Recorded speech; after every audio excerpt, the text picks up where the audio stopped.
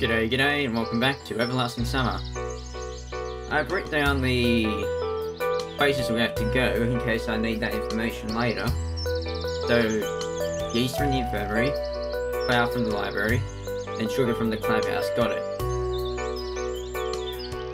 She said write it down, so I did that. Let's see how things go. Wait, well, I wrote it down, so it should be fine. Should be fine. I have no time. I'm in a hurry. See how my voice goes today. Good luck. Thanks. She smiled slightly and left. Of course there are a lot of strange things in this camp, but... yeast in the infirmary? I can't deal with that. Why? Flour in the library? And sugar... No, it's beyond my comprehension. Well, at least wrap your head around it. I spat on the floor? Why'd you do that? I don't want to and I will not believe this. Just tell me your point, my leg. I will not be surprised if a crowd of fat green trolls would appear right now beside me, with every one of them feeling obligated to laugh at me. So maybe to hell with this cake? I weighed my options for some time.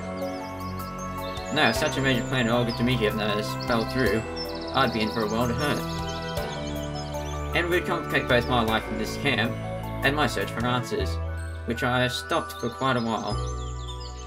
It seems I have no choice.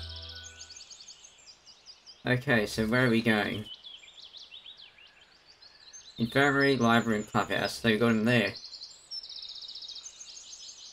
Well, we could go to the infirmary. I feel like I've visited the infirmary too often recently. We'll do it in order. But what can I do? That's how things pan out. I sighed and knocked on the door. Oh, what was her voice? I'm in. The nurse said with a trace of sing-song accent. Good afternoon. Could I have some of your yeast? Olga Dmitrievna has sent me to get some... I hesitated slightly. Yeast. Sure. He gave me a broad smile. It's just that I don't have any. Pioneer? Are you serious? How so? He said that... Well, I had some, but now there's none left. I didn't even bother asking why she had it in the first place. Well, don't you worry. You can have some aspirin, for example. That could be of some use to me, actually. Where do I get it, then? I sighed. Take this. She opened the drawer and pulled out some kind of bottle. Osten Kinsko? Was a well-known brand of cheap beer in the USSR. Okay.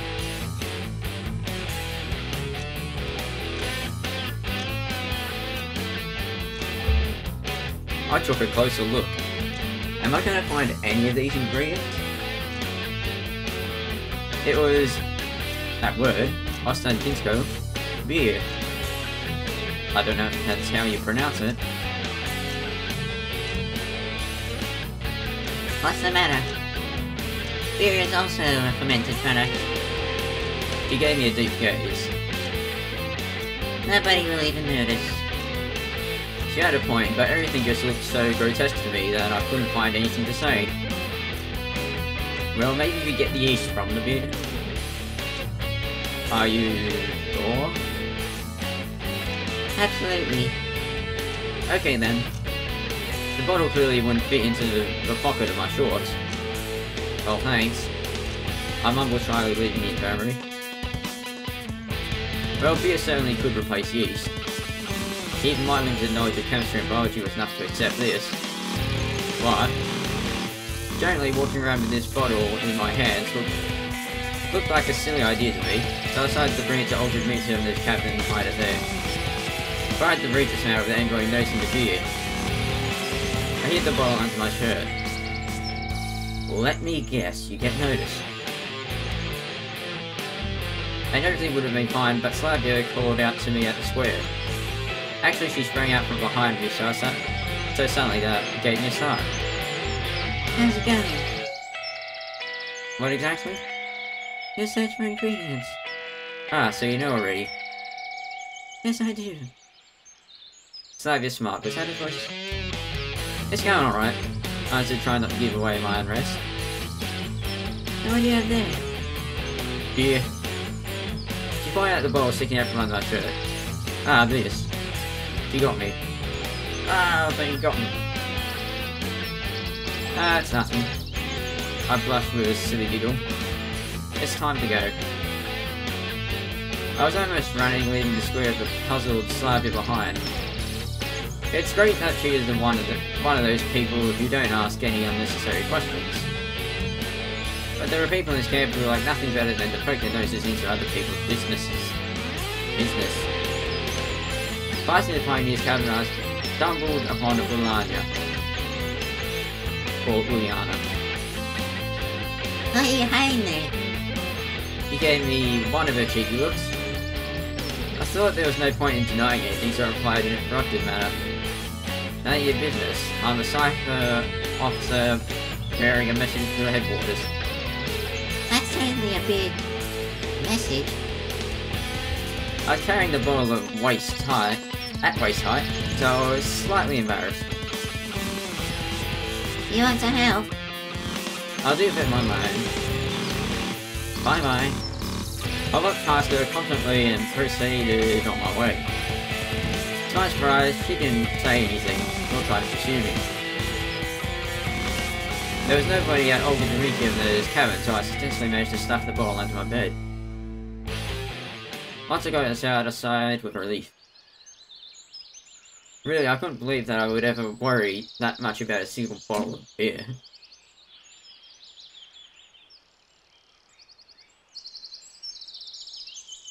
Did Olga know about this? That there wouldn't be any yeast, so I had to get the beer instead? Like I was back in high school. It was a good thing it's safe now. Even if somebody finds it, I'll claim it's not mine. I could always think of a suitable excuse from my enormous experience. Well, you can just say it's a substitute for the yeast. Isn't that easy enough?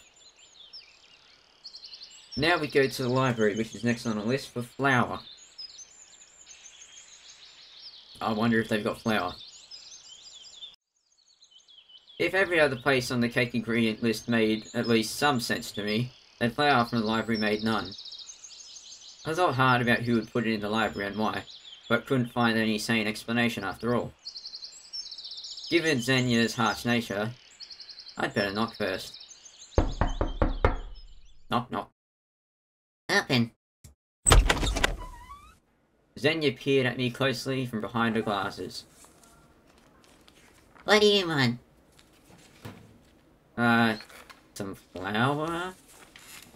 Don't think anything weird, but I don't want to look like an idiot, and decide to explain things carefully. I need some flour. Olga Dmitrievna said that it's here. I understand that it sounds strange to keep flour in the library, but I was sent to you and it needed for a cake to celebrate your rescue. Yes, I have the flour. What's so strange about it? Well, you don't normally find flour in the library, that's all. Xenia's reply was surprised. I'll be back in a moment. Alright, I'm back. Just had to sort the dogs out. Don't know if you can hear them. As I was saying, Xenia replied with surprise. At that second, I felt like I had been hit in the head with a heavy weight and lost the ability to understand anything at all. Flour in the library. Sure thing. Sure, what's so strange about it? We're in Wonderland, I'm Alice, and now I'm gonna eat that magic mushroom and I'll be back home. Hey, Oh yeah? I was daydreaming. wait here, I'll be right back. Okay. She disappeared behind the bookshelves, while I folded my hands and started waiting. A moment later, the sound of a trapdoor groaned on its hinges reached me. Hey, you need some help? I said quite loudly. I'll deal with it. Xenia barked out at me. He seems to be in the basement. I'll have to wait. Is that me talking?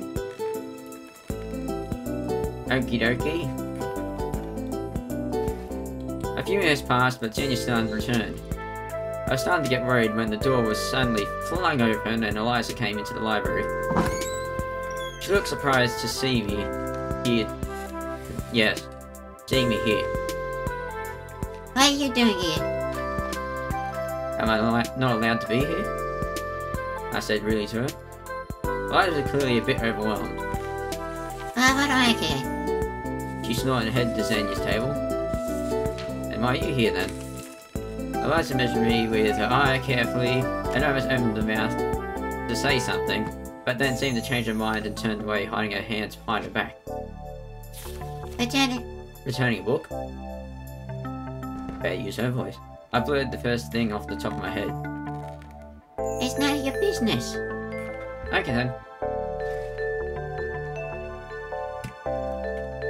What, you want me to say something?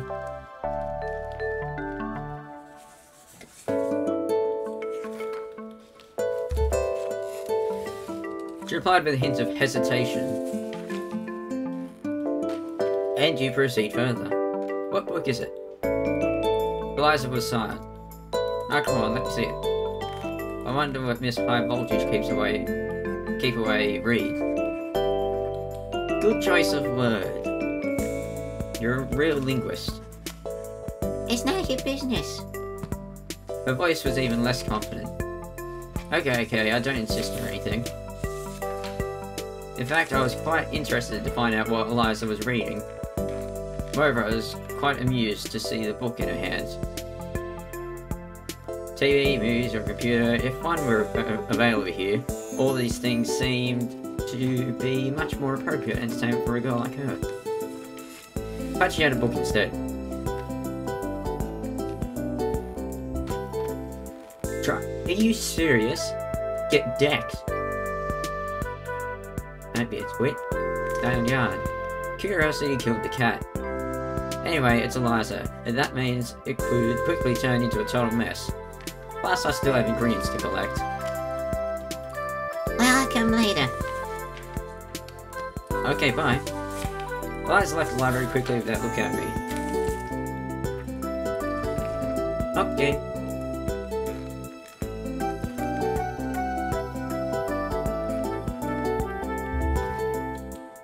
Can I have the yeast now? Was that what I was looking for? No flour. It got me thinking. What could this book be, what could this book be about, if you were so ashamed of it? And ashamed Eliza is something extraordinary to by myself, itself. Trying to English. But Eliza ashamed about a book? But what's the point of guessing now? There's no way of finding anything out. Finally, Xenia's deep groan rang out, reaching each and every corner of the library. Rabbit. Okay. I passed by the bookshelves and beheld the perspiring librarian sitting near the trapdoor leading into the basement with a small sack next to her. Well, they might have some sort of storehouse down there. Thanks. I took the sack and left the library. Back to the cabin. Thank goodness it wasn't too heavy, so I carried it down to Optimism's cabin without too much effort. Now for sugar at the clubhouse. Feels like I've gone through more things today than all the previous days combined. Thus approaching the clubhouse, I had even forgotten to think about how awkward it must be to look for sugar there. Well, you find things to change places, so it should be right. What did I walk in on?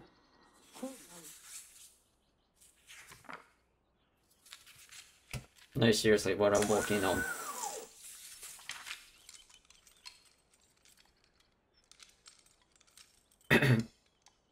I'll just back out of here slowly. Don't mind me, I didn't see anything. Okay. Shuriken Electronic were enthusiastically building something. Yes. Enthusiastic. That's the right word. They were so busy they didn't even notice me. I looked closely. It was some kind of robot.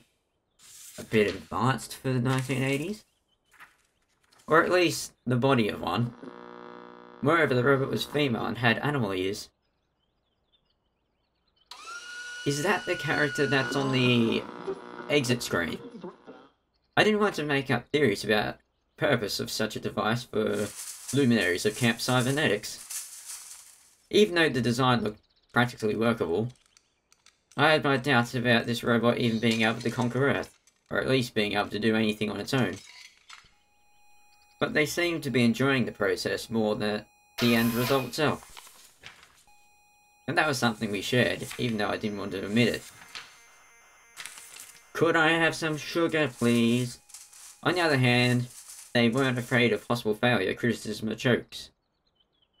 They were working towards their goal without paying attention to others, who would call it unrealistic or even absurd, while I'm just standing here saying all this out loud to myself. They didn't hear a thing. Oh, it looks like I'm truly comparing them to luminaries of the science. Hey guys, over here. I greeted them uncertainly. Oh, Semyon, come in. We're always glad to see you. I was actually already inside.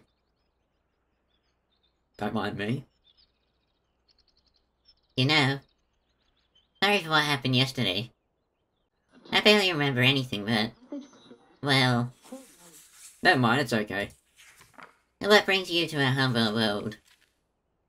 Electro looked at me slyly. Sometimes I feel that he makes such a face when he knows something about the other person. Something he can use in a right moment. Just want sugar. Is that alright with you? Sugar. I need sugar. An image from an ancient video game suddenly came into my mind, where some kind of unit, like a builder, or something cried out with all of its 5-pixel stature. Gold. We need more gold.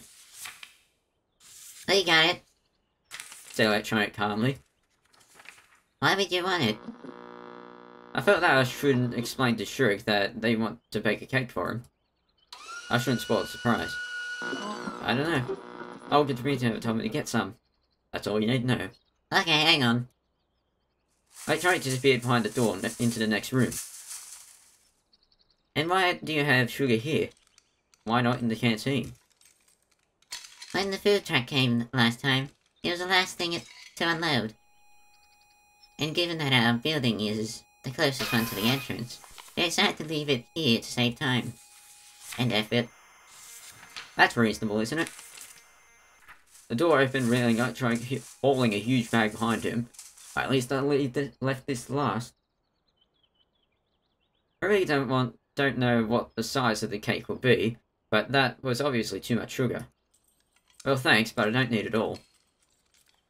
But where would we put it? Electronic gave me a surprised look. We don't have a place for it. You asked for sugar, so take it. Fine, I'll take it. Seems that the previous smile of his wasn't there without reason. Maybe you'll help me then. It's not that far to carry. We're busy. He pointed his hand at the robot. Yeah, I see you're busy there.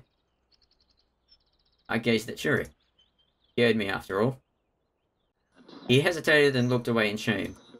I sighed, took the bag and headed to the door. Thanks anyway. I said at parting, exerting myself.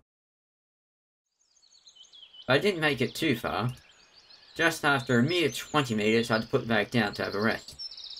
I had no idea how much it weighed, but it felt like more than 20 kilos. On the one hand, it was just 200 meters to the canteen. On the other hand, even such a distance with this payload on my shoulder, or alternatively in my hands, or on my legs, or under my arm, or even on my head. Where else could it be? I don't know. Let's continue instead. Looked impossible for me to cover. And as I resigned myself to move in minor sprints with prolonged pauses between them, so I could get there by night at least, I heard a voice behind me. Who is it?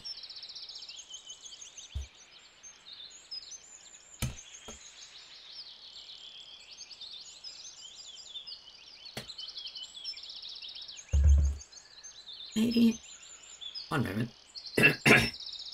Need to clear my throat. maybe I can help you. I saw Lena in front of me. Yes, maybe you can help me. Why would you say that? She offered. I don't think you can. It was one of those moments when I felt painfully how dramatically I was out of shape. I can bring a hand card. A hand cart? Why didn't I think of that myself? Yes, Yes, that would be great. Thank you. wait here, I'll be back. He smiled and ran in the direction of the square. What would I do without her? It's good that Lena isn't always that shy and can take the initiative sometimes. I started to think. She seemed quite unusual now, with no trace of shyness on her face and actually the complete opposite, smiles and confidence. The offer of help wasn't something extraordinary by itself, but getting it from Lena? After a few minutes later, he came back with a smallish handcart. I just realised how long it's been going for. That's all the time I got for this episode. If you enjoyed it, sure leave a like. If you enjoy what I do, why not subscribe? With that said, thanks for watching, have a fantastic day, be sure to tune in next time. Cheerio! Will the handcart maybe break? I don't know, we'll find out.